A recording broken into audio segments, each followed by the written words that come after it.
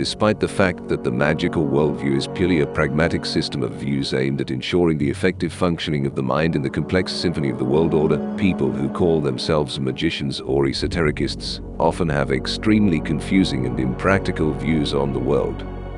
For example, when some magician speaks of egregores, larvae, energies, and the like, and especially when it comes to gods, angels, and demons, it is often accompanied by such a thick layer of irrational nonsense that it can even repel an initially open-minded and rational person.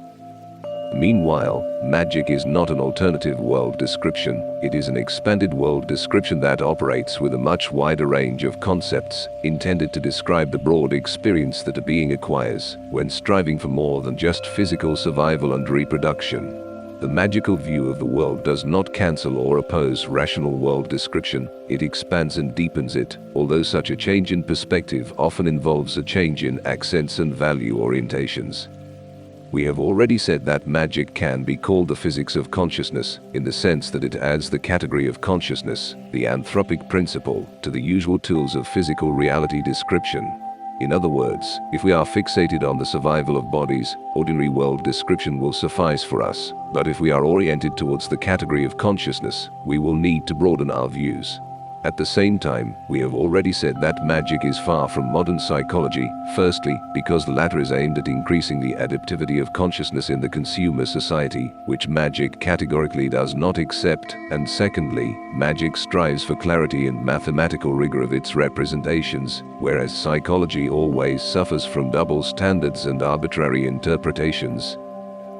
For example, in order to describe the vortex foundation of reality, it is not necessary to resort to complex and vague categories like astral. Instead, one can talk about the different ways in which wave function collapse occurs, or about the independent reality of desires viewed as objects. A vortex is not something that exists separately in a fairy tale reality, rather, it is a way of interpreting experience gained through interaction with the energy of desires.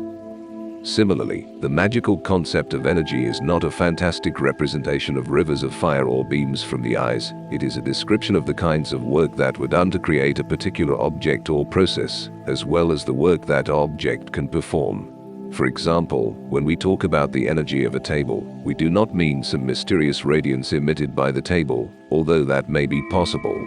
Rather, we mean that to create the table, solar energy first transformed into the energy of chemical bonds in the wood, then work was done to cut the wood, make the planks, join them, sand them, paint them, and so on, and at each stage, energy was expended which, according to the first law of thermodynamics, did not disappear, but was transformed into the various components of the table. Therefore, to describe the table as energy is not to add categories, but simply to change one's perspective. And of course, magic also takes into account other kinds of work done in the process of making a table, such as the state of the tree at the moment of its cutting, the mood of the workers, the level of solar wind, and so on, as well as the presence of other consciousness carriers that ordinary descriptions ignore as irrelevant to the task of physical survival.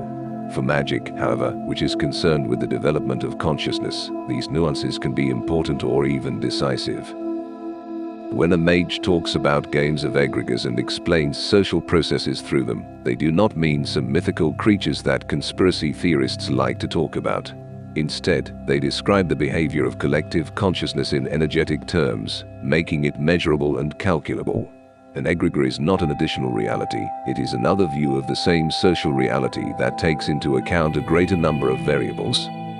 And from this point of view, it turns out that what ordinary worldviews describe is only a superficial layer, a bodily phenomenology that takes into account only the factors that affect physical survival, and does not consider the deep drivers and causal levels of phenomena.